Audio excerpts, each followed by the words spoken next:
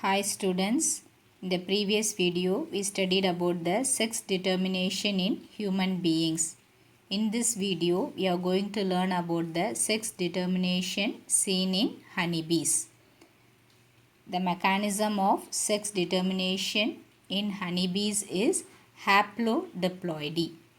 The haplodiploidy mechanism of sex determination is also seen in other hymenopteran insects such as ants and wasps also. ஹனிபீஸில் என்ன type of sex determination பார்த்தீங்கன்னா அதை ஹாப்ளோடிப்ளாய்டி அப்படின்னு சொல்லுவோம். இந்த ஹாப்ளோடிப்ளாய்டி ஹனிபீஸில் மட்டும் இல்லை, hymenopteran insects such as ants, wasps இதுலேயும் இருக்குது. What is hymenopteran insects? Insects பார்த்தீங்கன்னா அது one of the class under the arthropoda. Phylum ஆத்ரோபோடாவில் உள்ள ஒரு கிளாஸ் தான் வந்து இன்செக்ட்ஸ். அந்த இன்செக்டாகவே பார்த்தீங்கன்னா அந்த class Insecta will be divided into many orders. The orders are Coeloptera, Neuroptera, Trichoptera, Lepidoptera, Diptera and Hymenoptera. The order Hymenoptera includes the insects which has membranous wings. Hymenoptera ஆர்டரில் உள்ள insects பார்த்தீங்கன்னா அதோட wings வந்து மெம்பரேனாக இருக்கும். அப்புறம் இன்னொரு important feature என்னதுன்னா அதோடைய அப்டாமனில் செகண்ட் செக்மெண்ட்டில் வந்து கன்ஸ்ட்ரிக்ஷன் இருக்கும். ஸோ செகண்ட் செக்மெண்ட் வந்து அப்படியே கொஞ்சம் அப்படியே டிவைட் ஆகி இருக்கும். அதை வந்து என்ன சொல்லுவாங்கன்னா வாஸ்ப்ஸ் வெயிஸ்ட் அப்படின்னு சொல்லுவாங்க. This order hymenoptera includes the honeybees, wasps and ants. All the insects lay the eggs. So how these eggs develop? On the basis of the egg development only they are divided into many orders. The hymenopteran insects show the haplodiploidy type of sex determination. In this type the sex of the offspring is determined by the number of sets of chromosomes it receives. So இந்த hymenopteran insectsல பார்த்தீங்கன்னா மேலா ஃபீமேலா அப்படின்றத வந்து எது determine பண்ணோன்னா எவ்வளோ chromosome வந்து அந்த offspring வந்து ரிசீவ் பண்ணுதோ அதை வச்சு தான் வந்து அந்த செக்ஸ் ஆஃப் த இண்டிவிஜுவலில் வந்து நம்ம டிட்டர்மைன் பண்ணுவோம். All the fertilised X will be developing into the female. So the fertilised X வந்து என்னவா டெவலப் ஆகும்னா ஃபீமேலாக ஆகும். அந்த ஃபர்டிலைஸ்டு எக்கு ஃபீமேலாக டெவலப் ஆகுது. அந்த ஃபீமேலில் ஒன்று வந்து குவீனாக இருக்கும். Other females will be the workers. All the unfertilised X will be developing into the males. So fertilise ஆகாமல் டெவலப் ஆகிற இண்டிவிஜுவல்ஸ் வந்து என்னவா டெவலப் ஆகாமங்கன்னா மேல்ஸ். அவங்கள தான் வந்து ட்ரோன்ஸ் அப்படின்னு சொல்லுவோம். By the process of parthenogenesis. So chapter 1லே படிச்சிருக்கோம். Parthenogenesis is a type of development in which the individuals develop without fertilization.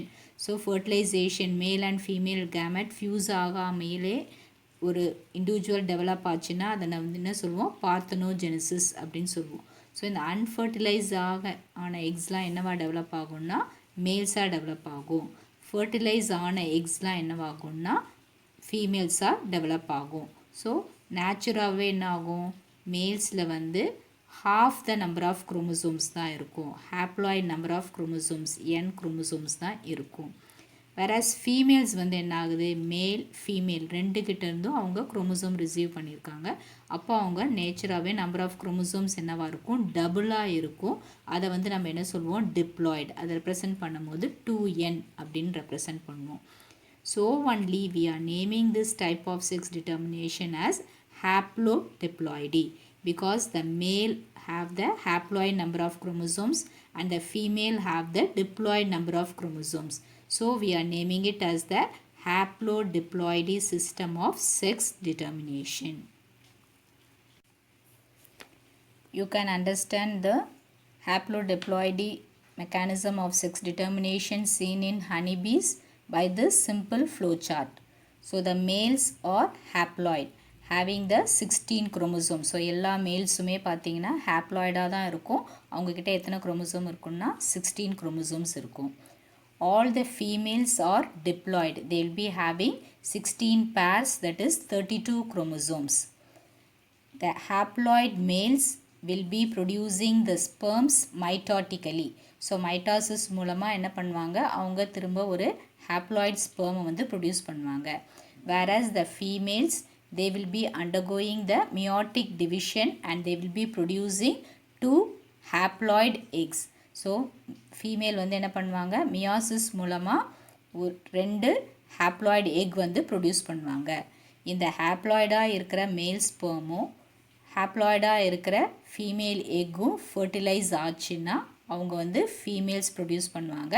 அந்த ஃபீமேல்ஸ் நேச்சுரலாகவே 2n குரோமோசோம்ஸோடு இருப்பாங்க. வேராஸ் ஃபர்டிலைஸ் ஆகாத ஃபீமேல் எக் என்னவா டெவலப் ஆகும்னா மேல்ஸாக டெவலப் ஆகும். என்ன ப்ராசஸ் மூலமானா பாத்ரோஜெனிசிஸ் மூலமாக அவங்க வந்து மேல்ஸாக டெவலப் ஆவாங்க.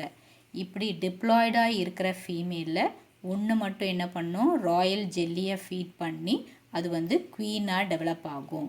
whereas all the other females will be developing into the worker bees.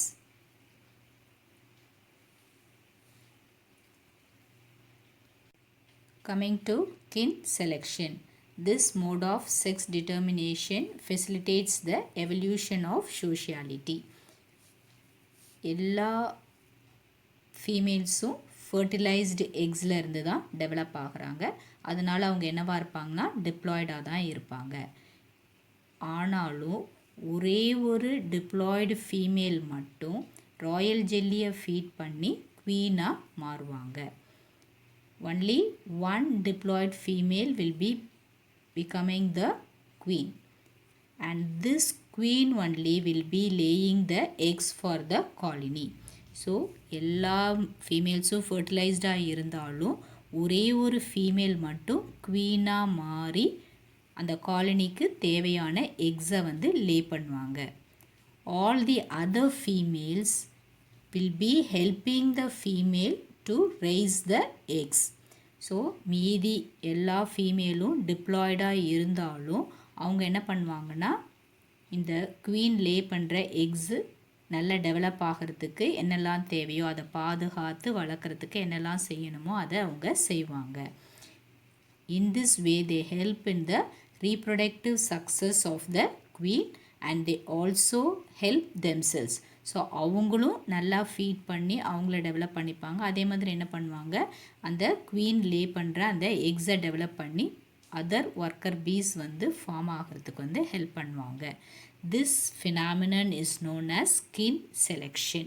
அதாவது எல்லாருமே என்ன பண்ணுறாங்க, அவங்களுக்குள்ள தன்னுடைய தாங்க என்னவா இருக்கணும் அப்படின்றத கரெக்டாக புரிஞ்சிக்கிட்டு ஒருத்தரை மட்டும் குவீனாக டெவலப் ஆகி அந்த குவீனுக்கு தேவையான எல்லா ஹெல்ப்பையும் செஞ்சு அவங்களுடைய ஃபுல் காலனியோட டெவலப்மெண்ட்டுக்கு ஹெல்ப் பண்ணுறாங்க. அதை தான் நம்ம என்னென்னு சொல்கிறோன்னா கின் செலெக்ஷன் அப்படின்னு சொல்கிறோம். ஸோ எல்லா டிப்ளாய்டு ஃபீமேல்ஸும் வந்து டெவலப் ஆனாலும் எப்படி ஒருத்தவங்க மட்டும் குவீனாக இருக்கிறாங்க மீதி பேர் ஒர்க்கராக இருக்காங்கன்னா அந்த ஒருத்தவங்க மட்டும் ராயல் ஜெல்லியை ஃபீட் பண்ணுறாங்க. அந்த குவீன் வந்து என்ன பண்ணுதுன்னா ஒரு ஹார்மோன் ரிலீஸ் பண்ணும். அந்த ஹார்மோனுக்கு பேர் என்னதானா குவீன் மேண்டிபுலார் ஃபெரமோன், QMP அப்படின்னு சொல்லுவாங்க. This QMP will be suppressing the fertility of the workers. So மீதி ஃபர்டிலைஸ்டு எக்கோட ஃபர்டிலிட்டியை வந்து சப்ரஸ் பண்ணி இந்த ஒரே ஒரு குவீன் பீ மட்டும்தான் ஃபர்டிலைஸ் ஆகிற தகுதியோடு இருக்கும். மீதிலாம் என்ன பண்ணும், ஃபர்டிலைஸ் ஆகாது. எப்படின்னா இந்த குவீன் பீயோட ஹார்மோன் அது வந்து என்ன பண்ணும், மீதி ஃபீமேல் பீயோட ஃபர்டிலிட்டியை சப்ரஸ் பண்ணிடும். இப்படி தான் வந்து அவங்களுடைய ஒரே ஒரு குவீன் மட்டும் ஃபர்டைலாக எக்ஸ் லே பண்ணி காலனியை டெவலப் பண்ணுறதுக்கு ஹெல்ப் பண்ணி மீதிலாம் வந்து ஒர்க்கர்ஸாக இருந்து அந்த காலனியோட டெவலப்மெண்ட்டுக்கு ஹெல்ப் பண்ணுவாங்க. Today we studied about haplodiploidy in which the fertilized eggs develop into females and the unfertilized eggs develop into males by the parthenogenesis. So the male will be having only half the number of chromosomes whereas the female will be having double the number of chromosomes, that is they will be diploid. So we are naming it as the haplodiploidy. As the fertilized eggs develop into females, only one fertilized female will be the queen. Other fertilized eggs will be the workers, helping the queen to raise the eggs. This phenomenon is known as kin selection. Hope all have understood today's topic. You may be asked what is haplodiploidy and what is kin selection in this topic. So learn this and post your answers. Stay home, stay safe. Thank you, children.